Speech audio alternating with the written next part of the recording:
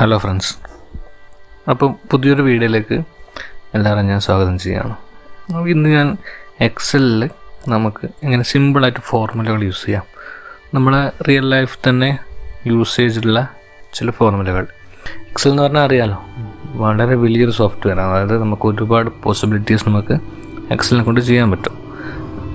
Data പ്രോസസ്സിങ്ങിൻ്റെ വളരെ വലിയ ലെവലുകളും അതുപോലെ തന്നെ വളരെ ചെറിയ ലെവലുകളും നമുക്ക് ചെയ്യാൻ പറ്റും. അപ്പോൾ ഇതിൽ ഞാൻ നിങ്ങൾക്ക് ഇന്ന് കാണിച്ചു തരാൻ ഉദ്ദേശിക്കുന്നത് നമ്മൾ ഒരു സ്റ്റോക്ക്, ഒരു ഐറ്റത്തിൻ്റെ ഒരു ഷോപ്പിലുള്ള സ്റ്റോക്കൊക്കെ അങ്ങനെ നമ്മൾ വളരെ സിമ്പിളായിട്ട് നമുക്കങ്ങനെ ട്രാക്ക് ചെയ്ത് പോകാം എന്ന് നമുക്ക് ജസ്റ്റ് നോക്കാം. ഞാൻ ഇതിൽ കാണിക്കുന്നത് സിമ്പിളായിട്ടുള്ളൊരു ഫോർമുലയാണ്, വളരെ സിമ്പിളായിട്ടുള്ള ഫോർമുല. ബേസിക് എന്ന് തന്നെ പറയാം, പക്ഷേ ഞാനൊരു എക്സാമ്പിൾ വെച്ച് കാണിക്കുമ്പോൾ നിങ്ങൾക്ക് കുറച്ചുകൂടി അത് മനസ്സിലാവുന്നുള്ളത് കൊണ്ടാണ് ഞാൻ ഈ എക്സാമ്പിൾ കാണിക്കാൻ ഉദ്ദേശിക്കുന്നത്. ഓക്കെ, അപ്പോൾ ഞാൻ ഫസ്റ്റ് തന്നെ ഇവിടെ നമുക്കിപ്പം കാണാൻ പറ്റും സീരിയൽ നമ്പർ, ഐറ്റത്തിൻ്റെ സീരിയൽ നമ്പർ, ഐറ്റം കോഡ്, ഓരോ ഐറ്റം ഇത്രയുണ്ടാവും, അതിൻ്റെ ടോട്ടൽ ക്വാണ്ടിറ്റിയാണ് ഉദ്ദേശിച്ചത്.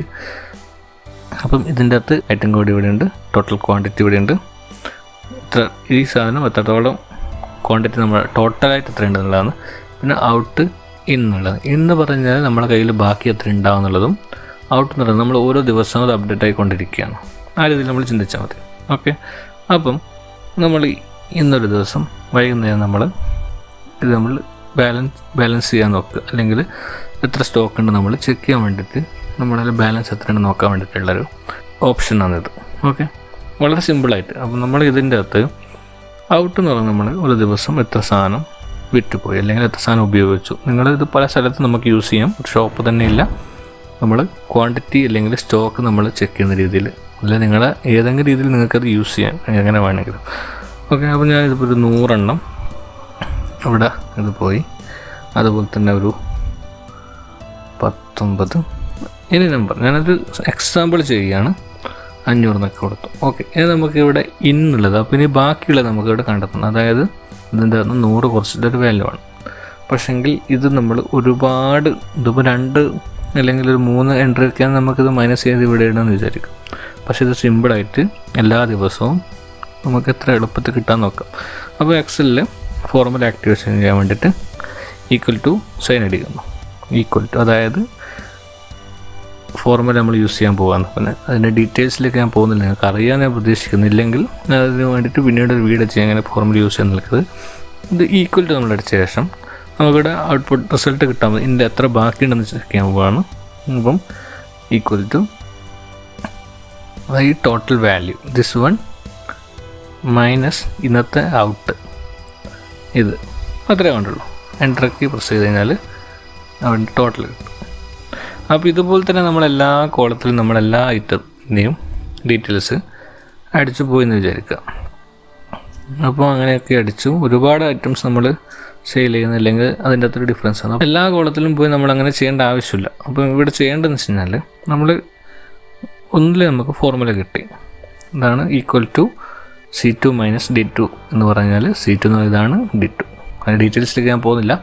അപ്പോൾ ഒന്നിൽ അടിച്ച ശേഷം നമ്മൾ ഒന്നുകിൽ ഡ്രാഗ് ചെയ്യുക, ഇവിടെ ക്ലിക്ക് ചെയ്ത് ആ ഫോർമുല ഡ്രാഗ് ചെയ്യുക, ഇവിടെ വരെ കണ്ടില്ല, കറക്റ്റ് ആൻസർ കിട്ടും.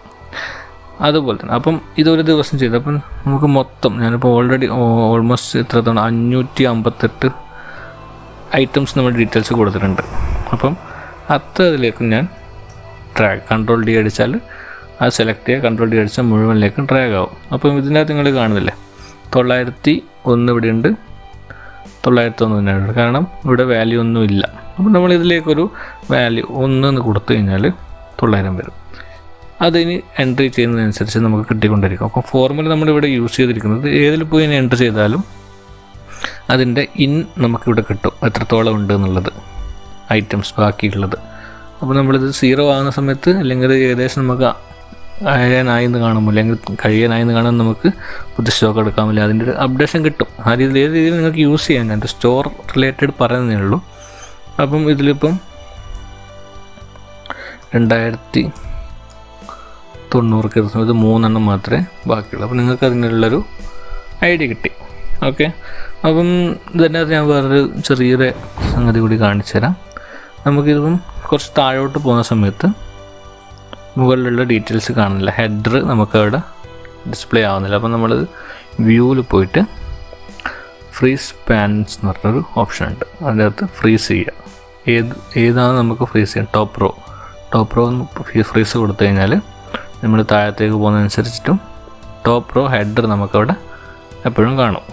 ഓക്കെ, അപ്പം സിമ്പിളല്ലേ, നമുക്കത് മനസ്സിലായി നിങ്ങൾക്ക് എല്ലാവർക്കും. നമ്മൾ ഇവിടെ ചെയ്തിരിക്കുന്നത് ഒരു മൈനസ് എന്നുള്ള ഒരു ഇക്വേഷനാണ്, അല്ലെങ്കിൽ ഫോർമുല നമ്മൾ യൂസ് ചെയ്തിരിക്കുകയാണ്. C2 മൈനസ് D2 ആണ് ഇവിടെ ചെയ്തിരിക്കുന്നത്. നമ്മളിന്ന് എഡിഷനും ഒക്കെ ഉണ്ട്. അപ്പം ഇത് ഞാൻ സിമ്പിളായി നിങ്ങൾക്ക് മനസ്സിലാക്കാൻ വേണ്ടിയിട്ട് ചെയ്തതാണ്. എല്ലാവർക്കും മനസ്സിലായി എന്ന് ഞാൻ വിചാരിക്കുന്നു. ഇനി ഞാൻ കാണിക്കാൻ പോകുന്ന എന്താണെന്ന് വെച്ചാൽ, അതായത് ആഡിങ് എങ്ങനെ നടത്താമെന്നുള്ളതാണ്. അപ്പം നമ്മളിപ്പം മൈനസ് ചെയ്യുന്ന കണ്ടല്ലോ, മൈനസ് ചെയ്യുന്ന ഇത് സെയിം ഇവിടെ നമ്മൾ പ്ലസ് കൊടുക്കുകയാണെങ്കിൽ അത് ആഡാവും, ഈ വാല്യൂ. ഓക്കെ, അപ്പോൾ മനസ്സിലായല്ലോ. നമുക്ക് അതുപോലെ തന്നെ എല്ലാ ഡീറ്റെയിൽസും നമുക്ക് ചെയ്യാൻ പറ്റും. അതായത് സബ്ട്രാക്ഷൻ ചെയ്യാം, അഡിഷൻ ചെയ്യാം, അതുപോലെ തന്നെ ഡിവിഷൻ ഒക്കെ നമുക്ക് ചെയ്യാൻ പറ്റും. ഓക്കെ, ചേഞ്ച് ചെയ്യേണ്ടത് ഈ ഫോർമുല ബാറിൽ മൈനസിന് പകരം പ്ലസ് ആയി കൊടുക്കുക, അല്ല അതുപോലുള്ള ഏതാണോ നിങ്ങൾക്ക് വേണ്ടത് അതിലേക്ക് ചേഞ്ച് ചെയ്യുക. ഓക്കെ, അപ്പം എല്ലാവർക്കും ഈ വീഡിയോ ഇഷ്ടപ്പെടുന്നതെന്ന് വിചാരിക്കുന്നു. വേറൊരു ഫോർമുലയായി മറ്റൊരു വീഡിയോയിൽ കാണാം. Thank you for watching video. Goodbye.